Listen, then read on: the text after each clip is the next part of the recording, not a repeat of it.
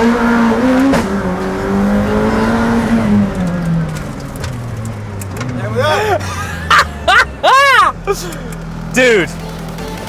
that thing is absolutely ridiculous.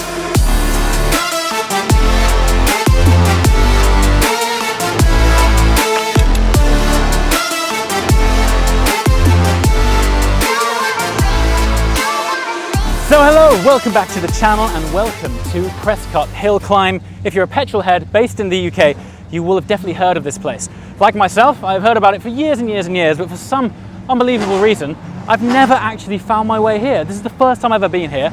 It is a beautiful little hill climb, nestled at sort of the outskirts of the Cotswolds near to Cheltenham, and it's beautiful. Imagine it as a sort of mini Goodwood hill climb sort of vibe. Today we're here with Targa Club. It's an invite-only event, and as a result it's very small and intimate with some very beautiful, interesting cars, wonderful people. So I've brought down the Turbo S, so we're going to be taking that up the hill climb shortly. Can't wait to immerse you once again in the launch control off the line. But first of all, we should go and have a look around some of the wonderful cars which have joined us today, particularly the McLarens, because they've come down in full force. Okay, so let's just kick things off with this. It is fantastic to see a brand new McLaren 765 LT out in the wild. This has been brought down and I think it will actually be going up the hill climb. However, driving impressions of this car haven't even been shared yet. I have had the privilege of being invited to drive this car in just a few weeks' time, so I look forward to sharing that with you. But I just wanted to show you this spec because it's gorgeous. I don't know the name of the colour, but it's like a sort of primer ceramic grey. It's quite close actually to Porsche's Crayon, but on this car with all this contrasting carbon, it suits it magnificently. Look how much massive panels of carbon and all of the emphasis here on cooling. The back of the 765 is like a cheese grater, the amount of holes it's got in it to allow for enhanced cooling. And this car is carbon overload. So these are actually an optional extra on 765 LT, these sort of wheel arch vents made in carbon. We've got carbon venting on the bonnet line, carbon air intakes surrounding the lights, massive carbon front splitter. Basically every option on this is carbon fiber, even subtle inserts that you might not see at first. All of the venting and aero work. Colour suits it so well. What I also like, which is quite hard to tell in photos, is this sort of double bubble curvature effect here on the engine cover. Looks beautiful.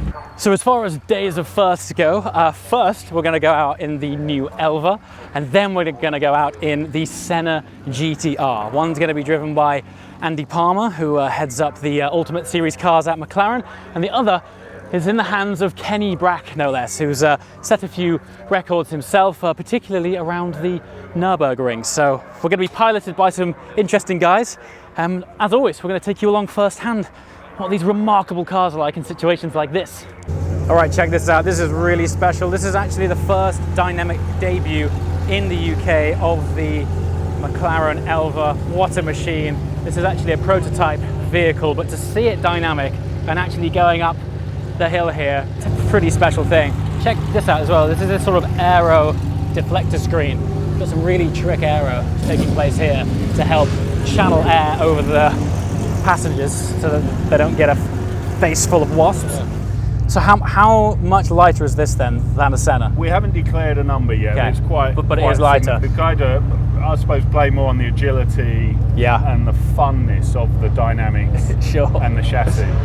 When you're sat in it, I mean, I know this is quite an obvious statement, but it's so open. I mean, you feel fully exposed. And we've got this, what you're seeing at the front with the active air management. Yes. And this, I suppose, creates this virtual bubble, this air pocket around you. So driving up to motorway speed, 60, 70 mile an hour, yeah, you're still going to feel some buffeting. Yeah. But it just greatly drops it. Exactly, yeah. It's just another, I think, with aero that I suppose the engineers and McLaren enjoys doing, and it gives the customer a little bit of a different experience. Sure. Are you ready? Yep.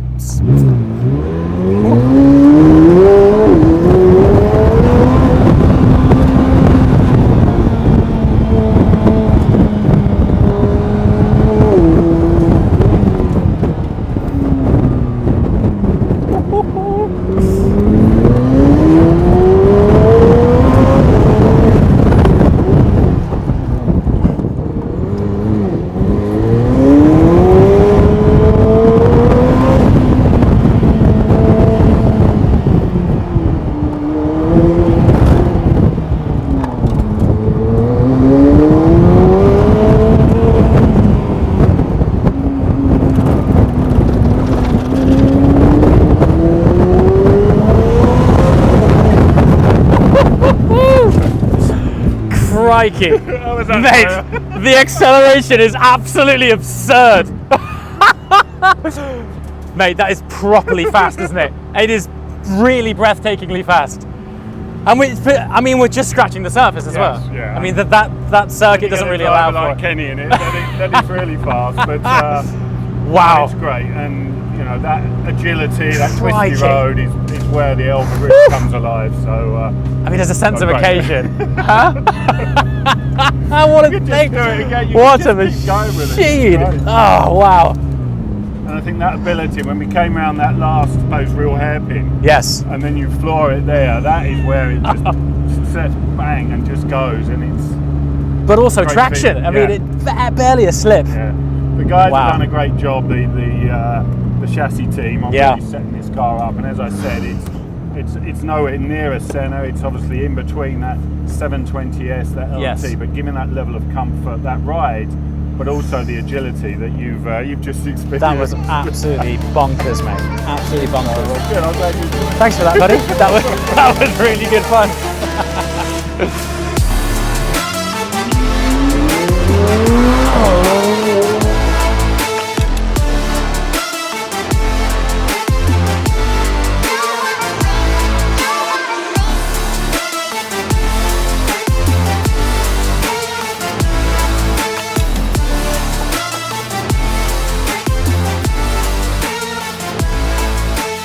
Other than being based on a McLaren Senna, it's actually 34 millimeters lower than a standard Senna road car, 77 millimeters wider at the front, 68 mil wider at the rear. That actually allows GTR to match Senna's downforce at lower speeds with less drag, but ultimately it delivers, and check this out, a full ton of downforce at 155 miles per hour. And that ton is 200 kilograms more than what's provided than a standard Senna. Take it from me, having been in the incredibly fortunate position to experience a standard Senna, that's absolutely ridiculous. The numbers are incredible. Now today we're not actually going to get the opportunity to experience a ton of downforce on this tight, twisty circuit, but it'll still be incredible to see how this thing feels. Also, just to let you know, we are running cold slicks, so this will be fun. The most fun. The most fun when they're cold.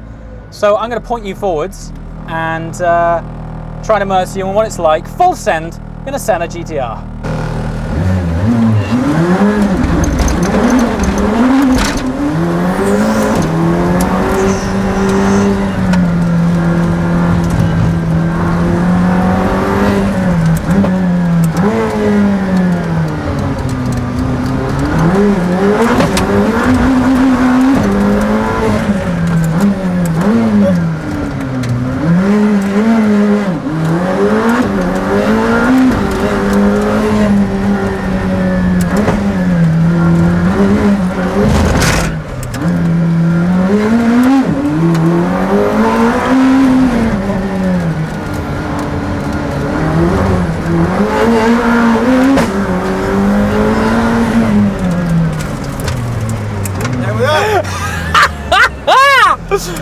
Dude, that thing is absolutely ridiculous.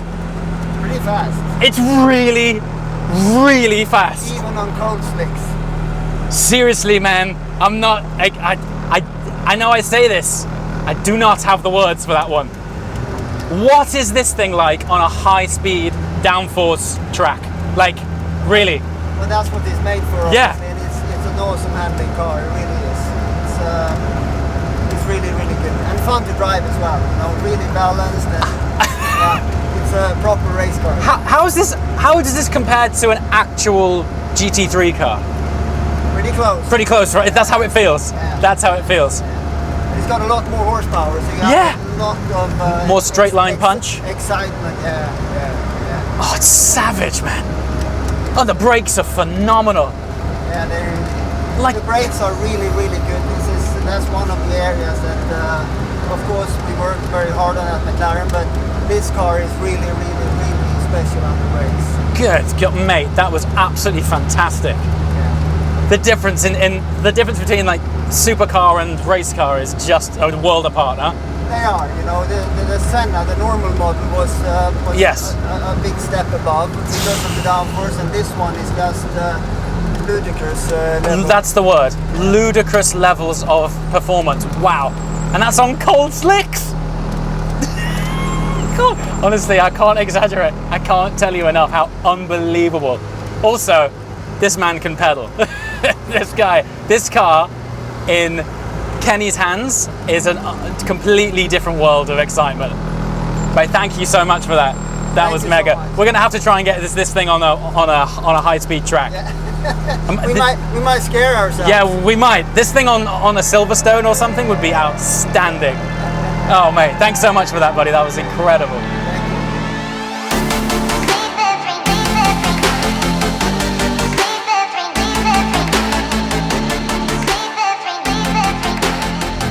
Okay, so here we are on Prescott Hill Climb. Honestly, I've heard about this place for years. So, what should we do? Sports Plus. Part of this is obviously the traction off the line in the first place. This isn't actually a timed event for insurance reasons, but here we are. So Sports Plus, are we on the line? Yeah, he's very accurate with that. Waiting for the lights to go green, and then unlike a drag race, you can go on your own time. So just because it's gone green doesn't mean you have to go. So we'll go green, and then we'll set up launch control, and then we shall propel ourselves forth to the top of this wonderful part of the countryside. Okay, are we ready?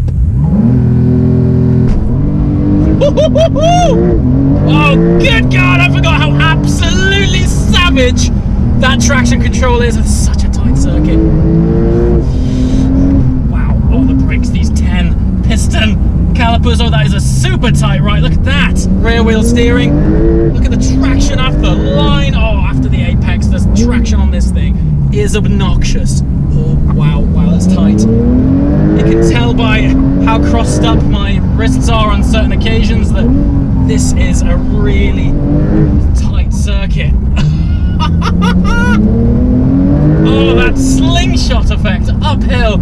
Oh, that's a super tight right. The whole horizon falls away from you there, flat out of that apex, and over the line. And that's it. That's just that's it. Prescott Hill Climb for the first time. What an experience. Ah, good Lord. Honestly, the operating window of performance of a turbo is so high that on the road, when you're using it to commute or get anywhere really on the public road, you don't get to experience any of that. But as soon as you get it into an environment which is conducive to full send, it just unlocks this other world of performance. And for some reason, Porsche engineering department have this ability of reaching out and pulling on your smile glands and just contorting your face. It's so good. Gear shifts are so fast, the traction is ridiculous. We find ourselves on a nice warm day, which is helping. But you don't actually get any proper heat into these tyres because you start at the bottom cold, there's no warm-up lap, and then you just full send, and by the time you're at the top, it's only then when you've got some heat in the tyres, some heat in the brakes, and it's game over.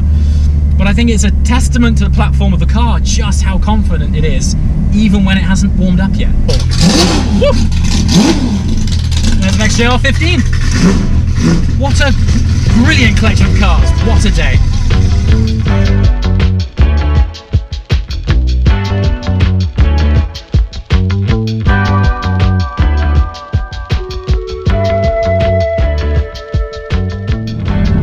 So there we have it. Do you know, when I approached this event, I really had no expectations. It's the first time that I've been to a Targa event, and it was great. It was mega. But you know what makes it is the people. The people that come to these things, they're all just like-minded petrol heads. And we're all giving it full send up the hill climb. But the best bit is when you come back down and all have your own little individual debrief about it, about the characters of the car that you happen to find yourself in. And I had no idea that that lineup of McLarens was going to be attending the day to go out in a Senna GTR and an Elva back to back and then hill climb your own car. What a day. The sun is shining, the people are great.